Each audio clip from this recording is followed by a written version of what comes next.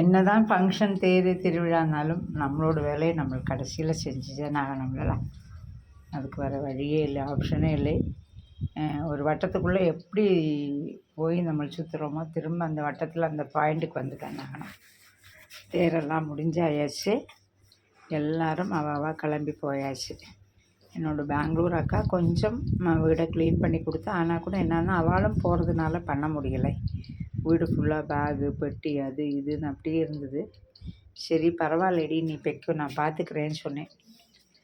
அப்படி போனால் நம்ம 5 நாளைக்கு நாங்கள் காப்பி குடித்தோம்லலாம், வெளியில் சொன்னால் திட்டு வராது. அதனால் அந்த வச்சதே காலத்தால் ஒரு காப்பி தான். அந்த பாத்திரத்தை கூட தேய்க்கலைன்னு தான் பார்த்துக்கோங்களேன். அவ்வளோ அந்த அளவுக்கு நாங்கள் அந்த ஊர் தேரில் மயங்கி உட்காந்துட்டு விட்டோம். காலத்தால் காப்பி குடிப்போம், ஒரு 4-5 காப்பி. 4-5 காப்பினா 4-5 பேர் குடிச்சிட்டு அந்த பாத்திரத்தை அப்படியே போடுவோம். அடுத்த நாள் இன்னொரு பால், அப்படி 5 நாளைக்கு 5 பால் பாத்திரம். சாயந்தரம் கொஞ்சம் சாய வச்ச பாத்திரங்கள், டெய்லி சாயந்தரம் சாய வைப்போம். அந்த பாத்திரம் எல்லாம் சேர்ந்து ஒரு சிங்கு ஃபுல்லாக பாத்திரம் ஆகிடுது. அப்படியே ஃப்ரிட்ஜெல்லாம் க்ளீன் பண்ணலான்னு சொல்லிட்டேன். ஆனால் இனிமேல் நாங்கள் மோஸ்ட்லி மார்ச்சில் தான் போவோம். மார்ச் வரைக்கும் இப்படியே போட முடியாது. அவளுக்கு பொண்ணு வருவள், ஆனால் கூட நம்ம சொல்ல முடியாது. அவளும் ஸ்கூல் டீச்சரு, குழந்தைகளை வச்சுட்டு அது நிற்கணும். ஆளை விட்டால் கூட நிற்கணும். வேண்டாம் சொல்லிவிட்டு நம்மளே பண்ணிக்கலான்னு சொல்லிவிட்டு இப்படி என்னோட பெரிய அக்காவோட பேர் பார்வதி, பாம்பேயில் இருக்கா. 2வது அக்கா ஜெயந்தி, அவள் பவானியில் இருக்கா. 9 மணிக்கு 3வது அக்கா ரமா, அவள் பாலக்காட்லேயே குழல்மண், அவள் விவசாயம் பார்த்துட்டு இருக்கா. தனியாகவே அத்தனை விவசாயத்தை தனியாகவே பார்த்துக்கிறான். 4வது அக்கா பாம்பேயில் இருக்கா. அவள் ஸ்கூல் டீச்சராக இப்போ ரிட்டையர்ட் ஆயாச்சு.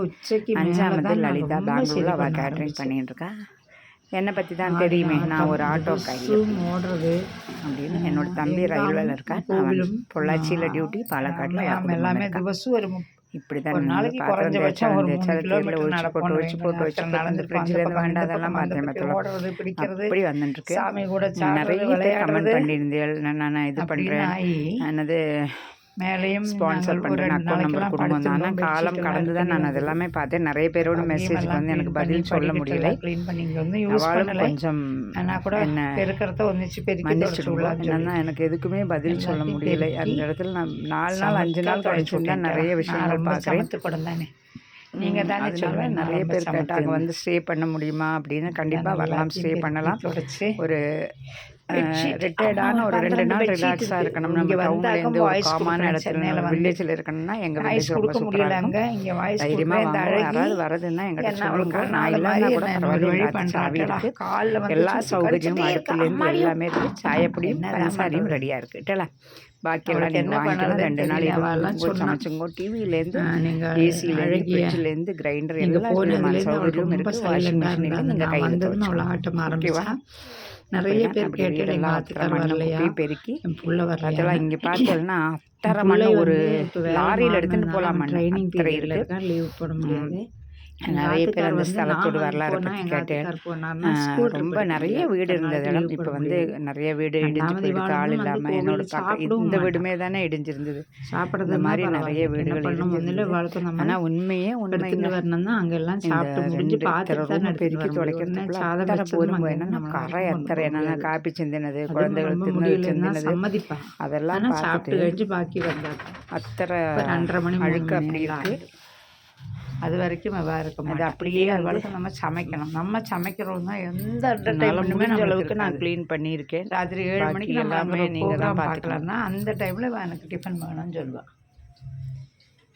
ஏய் பா டிஃபன் வேணும். ஒரு சில பேரோட பைசா நீங்கள் அனுப்பியிருந்தது அப்படியே கொடுத்துருக்கேன். அன்னதானத்துக்கு இருக்கிறது கொடுத்திருக்கேன்.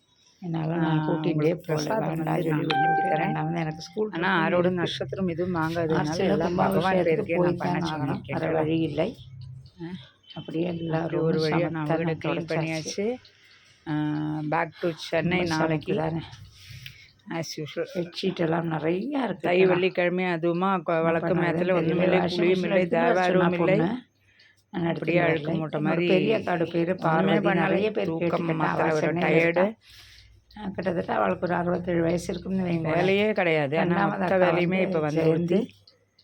அவளுக்கும் இன்னைக்கு ஒரு ஒரு நாள் கூட 64, இன்னைக்கும் கோவிலில் 65 சாப்பாடு வயசு. அவள் பவானியில் இருக்கா. கிளம்புறேன். மூணாவது அக்கா இப்போ தான் ஷஷ்டி பூர்த்தி கழிஞ்சு 61 வயசு. அவள் குழல் பெட்ஷீட்டும் எல்லாம் கட்டியே இருக்கா. நிறைய பெட்ஷீட். நாலாவது அக்கா அவளுக்கும் ஒரு 58 வயசு ஆயாச்சு. அவள் பாம்பேயில் இருக்கா.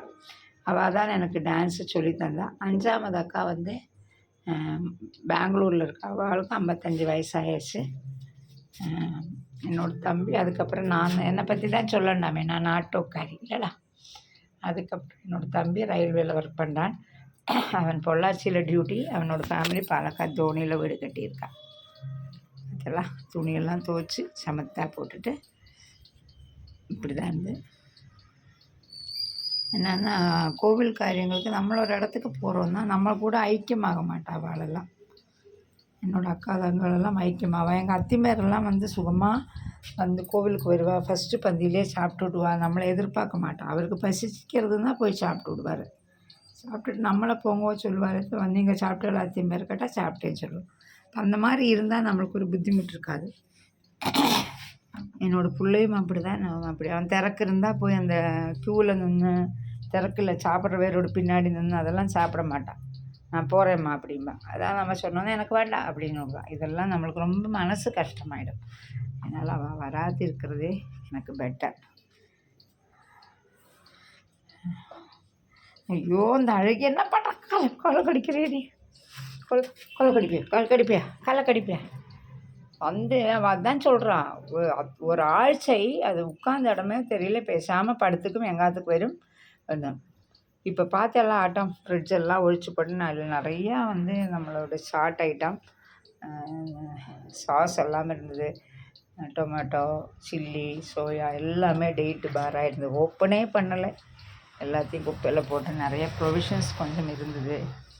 அதையும் எல்லாம் குப்பையில் போட்டேன். இன்றைக்கி என்னோடய பிறந்த நாள் அப்படிங்கிறதுனால அம்மா அப்பாட்ட வந்து நமஸ்காரம் பண்ணிவிட்டு நான் அப்படியே ஊருக்கு கிளம்ப போகிறேன். ரயில்வே ஸ்டேஷனுக்கு போகிறதுக்கு முன்னாடி நமஸ்காரம் பண்ணியாச்சு. அப்பா ஒரு 200 ரூபா கொடுத்தா வச்சுக்கோ வந்து எதாவது வாங்கிக்கோ வந்தேன். வேண்டாப்பா சொன்னால் இல்லை வச்சுக்கோ வந்தேன்னா அப்படியே என்னோடய ஆட்டோவில் இது என்னோடய